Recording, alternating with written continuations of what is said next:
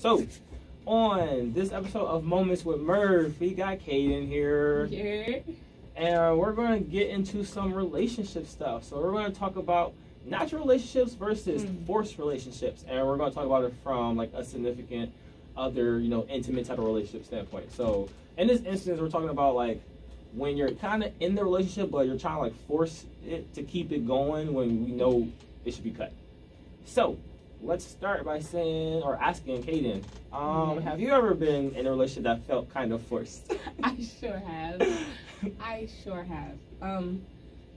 By forced, it wasn't like, him saying, oh, you have to be here in this relationship. It was almost me convincing myself that I had to be here in the relationship. So I have definitely been in a space where I felt like I needed to force myself to stay in two relationships, actually, now that I think about it. Yeah, and that feeling, first of all, never works. No. That's why I'm not with either one of them. And also, like, yeah, I guess we'll get into that later. But yes, I have. Yeah, me too. And yeah, it's not a good feeling at all. Like, I mean, you try to hold on, in which that's an issue because, in a sense, it's kind of like a give and take. But what you're giving is all of your energy, and what is taken is your happiness. So in that instance, yeah, no, like it's really, I'm gonna say one because I'm not gonna lie. I usually just leave relationships when things don't feel right. You get too hot in the area and you just walk away. That's how I be. But it was one instance where I tried to hold on. Because just somebody had too much wrapped into it, and that's That's those are the hardest relationships. Literally, because it's just like you think about all this stuff and like the reasons why y'all even got together or the reasons why y'all staying together, and that's part of the problem. So let's talk about signs of a forced relationship. So for you, what's one sign that their relationship is forced? You just want one? Because I got so we got a bunch of them, but let's hear your first one.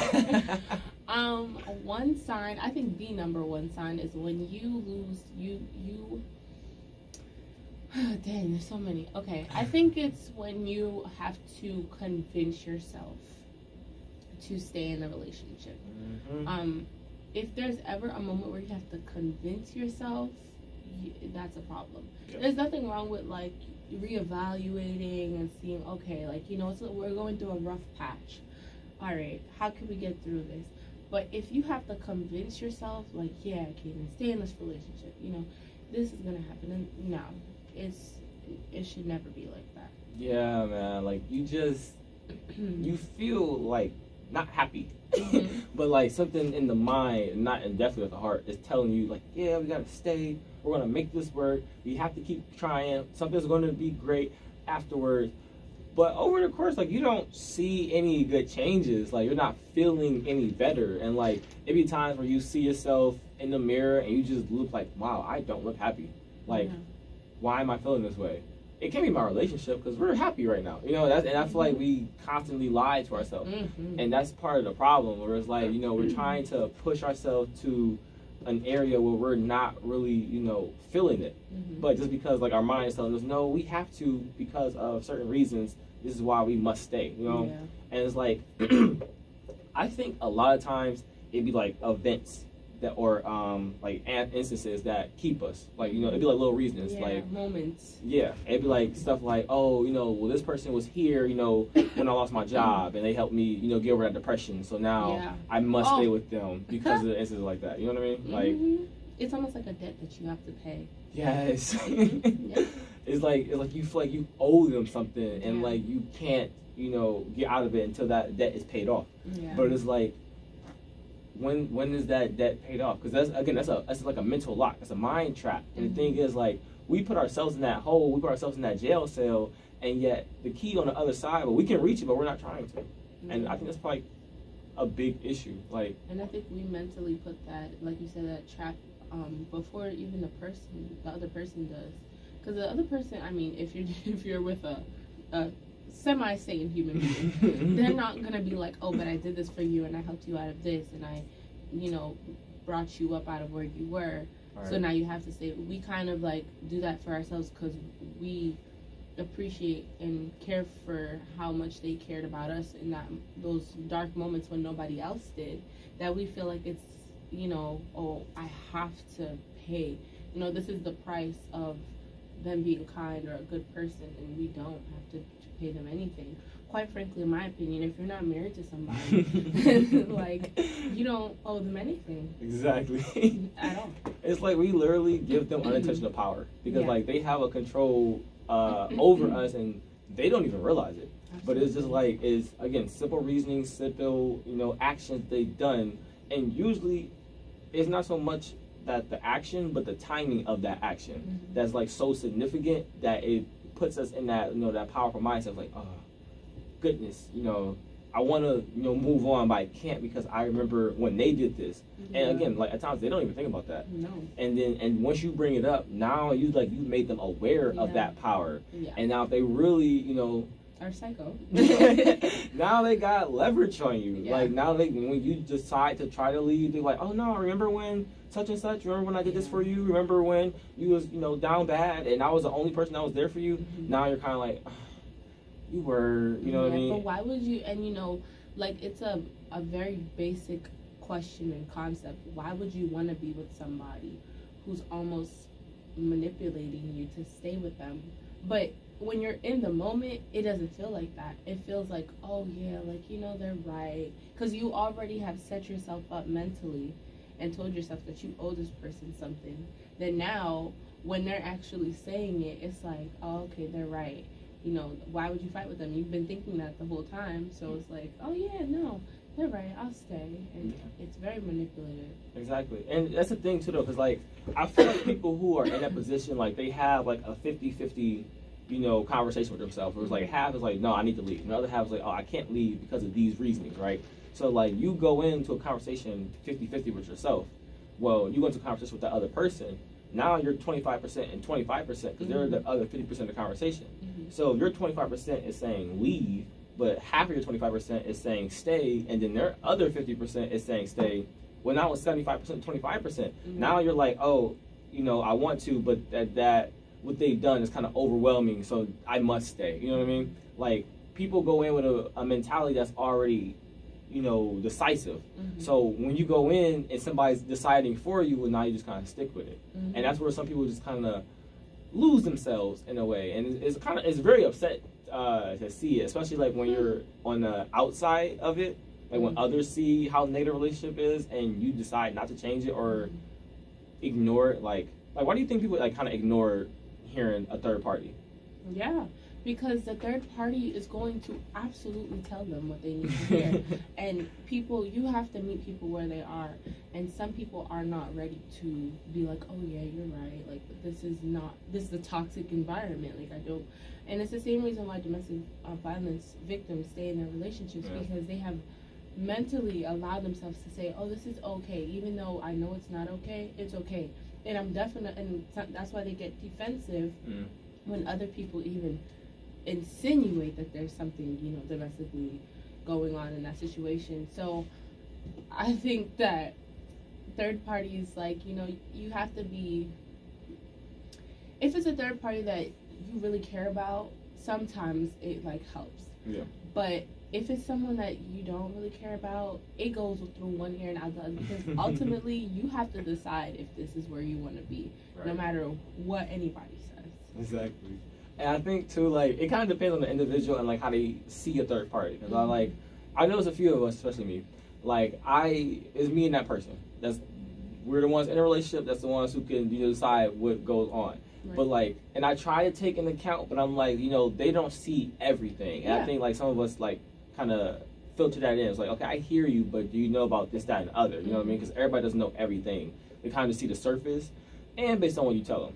But the thing is, like, you know, sometimes when you tell people bad stuff, they just paint a bad image, and then they start more so recognizing the negative stuff than the positive. Right. So it's like, now when you hear that person, they're just being very negative because you've only told them negative things. Now they're only seeing negative things. Exactly. And now the thing is, they're actually seeing the truth for what it is. Yeah. But we're kind of blind to the fact because, A, we don't want to hear a third party, and because of the issues or, you know, the instances that we got going on with that other person, now we're just kind of you would call it tunnel vision, you know, just only on the other person instead of realizing the other stuff that's behind it, which is like, you know, a big part of the problem. But like you said, like if you don't care about who's saying it, like you're going to ignore them. Yeah. But like I think when it's somebody who like cares a lot about us, that's the people that we actually should, you know, take a little bit of advice from. Yeah. Now it's kind of hard to take advice if they care about us and we care about them, but they don't have good track record. Right. They don't have a good track record themselves. Then it's like, you know, you're not gonna, you know, talk the business advice from somebody who never run a business. Right. So it's like if you ain't got a good track record in a relationship, well, I'm listening to you. You know what I mean? So it's like I guess we gotta take credibility from the person. Take it with a grain of salt. Depending on who's actually talking. Like that's part of the problem. But I think too though, like another sign, like we can feel, you know, the relationship being incompatible. Oh yes, it becomes like water and oil. Yes. You know why though? Because like we've allowed ourselves for so long to say we have to be here, we have to be here, we have to be here, and then once we start realizing that we don't, and we start acting on that, the other person is completely stunned and shocked because I bet you that if you've been telling yourself that you have to be somewhere, you have not communicated with that other person, telling them how you're feeling and what's going on. So now this person's thinking everything is fine, and now you guys are trying to mix, and it's not mixing very well because you're like, no, I'm ready to go now, and they're like, no, but stay. And it's a very toxic situation, and I feel like we have to do a better job of being honest with each other, because that's what leads you to even feel like you need to force a relationship, you know? Like, if you're not being honest, like, listen, this is not fun anymore. Yeah. It's not enjoyable. I would say, yeah, communication is a big thing. Like you were saying, like, for those who are feeling away but don't tell the other person, you got to get over that fear or that wall of, you know, trying to communicate with that person based on, you know, the way that you're responding. You know, we had this conversation earlier this week. It's kind of funny. Yeah. And, I mean, again, it makes a lot of sense because, like, you know, if you're feeling type of way and you don't tell that person, well, on their end, they're kind of, like, blind to the fact. So, like, they might be talking to you in a manner that you don't like. They might be doing actions that you don't like. They might be hanging with people that you aren't fond of because you don't like how they're changing them. You know what I mean? But, like, if you don't speak up, and you just try to give like all these nonchalant, you know, responses and actions and all these implied responses, like they're not gonna pick up on that. Especially if they're kind of got like a sarcastic mindset, where it's like they don't pay attention to stuff. It's like, oh, he's just being silly. You know what I mean? Like, I think speaking up makes a big difference in terms of if you're feeling some type of way, like you want the relationship, but they don't know how you want the relationship to go. Is a big reason why, like, you can feel like you're forcing that relationship, you know? And you know what? Like, you never know what the other person is thinking. Maybe the other person don't want to be in a relationship either. Right. And they're forcing themselves to be in a relationship. And now you have two people forcing themselves to be somewhere they don't want to be.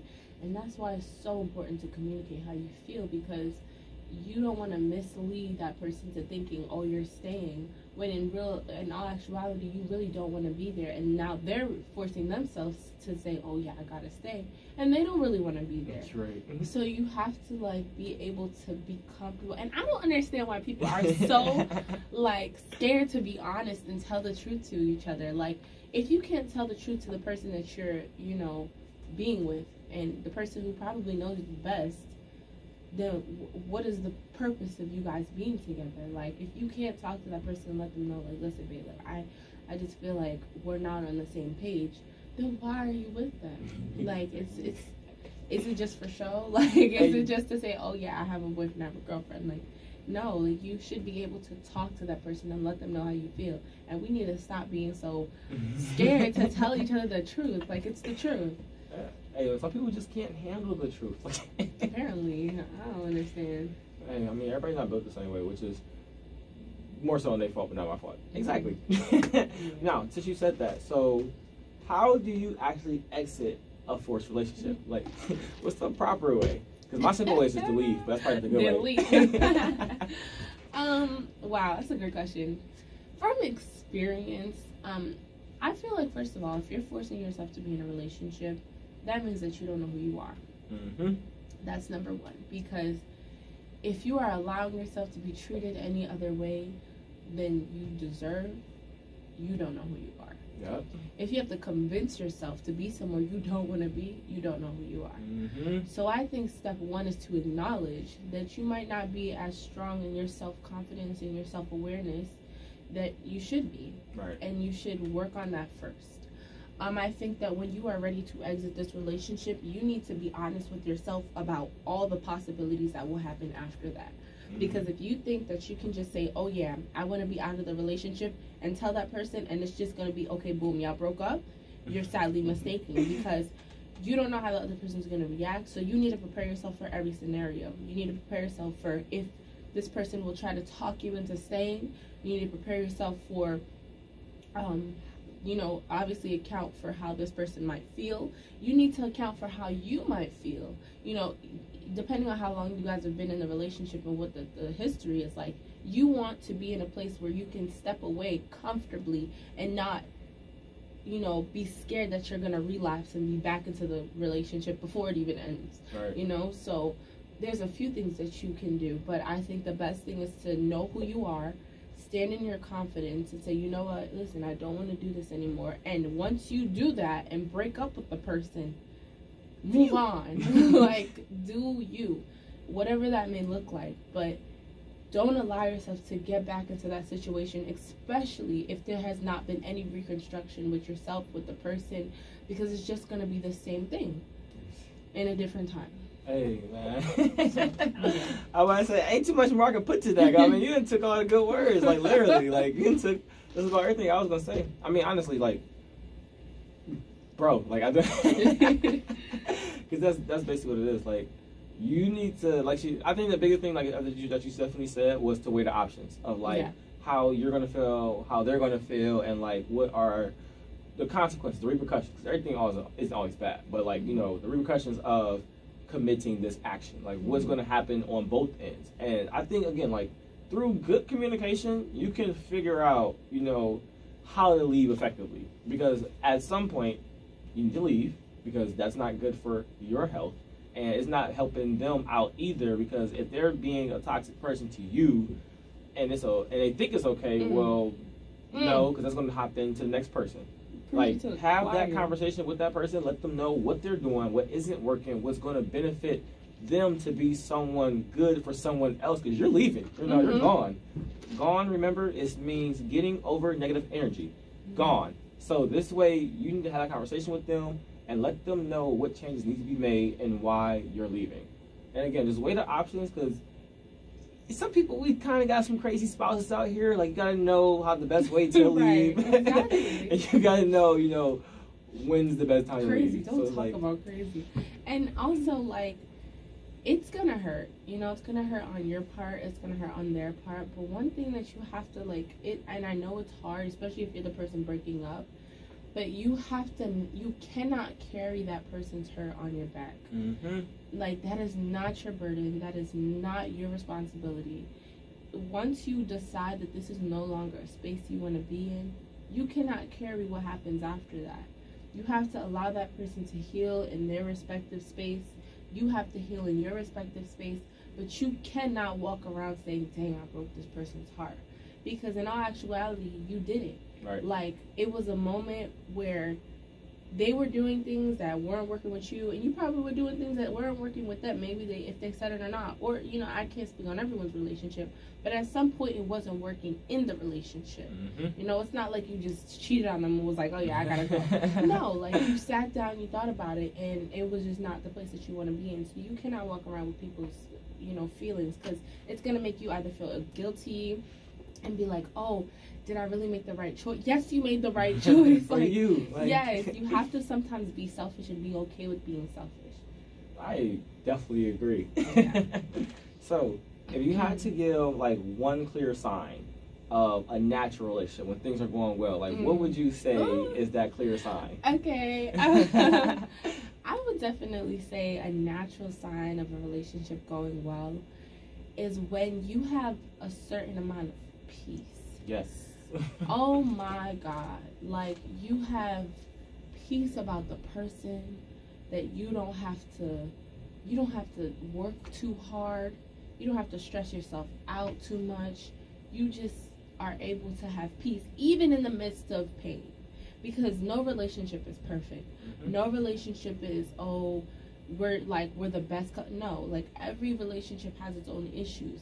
But even in the midst of pain and whatever you guys are going through, there's still that piece of, even though we've hit a rough bump, we're still gonna get to our destination. And I think that's the best way to determine if you're in the right space. Yeah, I love that. No cap. Like, yeah, on my end, I say what makes it kind of clear is, like, it's kind of hard to explain, like, why you feel so good, and even when that turning point is, because, like, the moments with that person, it just seemed like they faded together, and, like, things just gradually got better, whereas, like, you can't pinpoint, like, oh yeah, like, when we went to this carnival, this was great, or oh yeah, we went to this vacation, this was great. Like, it's just a combination of time and enjoyment and comfort, like you said, peace, whereas, like, everything is so together where it's just like, you're just like, man, I can't tell you what made me just really feel so good about this person. Like, it's been a numerous things. It's been a long time period. Like, I think that's what really, to me, you know, shows a natural relationship, where it's like, it's kind of hard to explain why you like them, why you enjoy them so much. Like, when somebody, I feel like when some people can find like 2 or 3 things on that person where it's kind of like, okay, well, they negotiate with themselves. Like, yeah, they got this, so I can work with this. Yeah, like, exactly. You're like, you know, I'm cool with this, so this is why we work. Like, I think when people have so many different reasons for why they enjoy that person, why they love that person, why that person makes them feel complete, and they're just like, well, okay, well, let me start here. You know what I mean? Right. I feel like that's when you know it's natural, because, like, it's so hard to pinpoint. You just feel so good about that person, and that person makes you make them feel good, whereas it's like, the bond that y'all have is unexplainable. It's unmatched. Literally. And you can't find that anywhere. And it's like, that's really, I feel like, the biggest turning thing. Like, there's other factors, like, in the relationship that, you know, make things go haywire, or make things go phenomenal. But it's like, I think that's like the biggest thing, where it's like you said, your peace, where you aren't upset. Like, you know how some people get mad when they get a text or a call from their significant other? Okay. When you actually feel joy from them, when you see their name pop up, like, that's how you know you got a bit of, like, peace of mind. And that's how a relationship and significant other should be, because they should be, you know, what completes you. We do some corny slogans y'all say. Think about women. What's some corny slogans y'all say? It's about what? Like how like a person, like, completes you. I'm trying to think. I don't know. I'm not corny. I am corny. But I'm not, like, I don't know.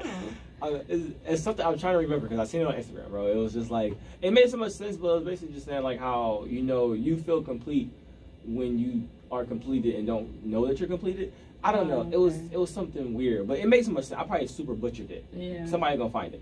But I think that's what makes a good natural relationship, where it's like, you're just so happy with them, and you know why, but you don't know why. Yeah.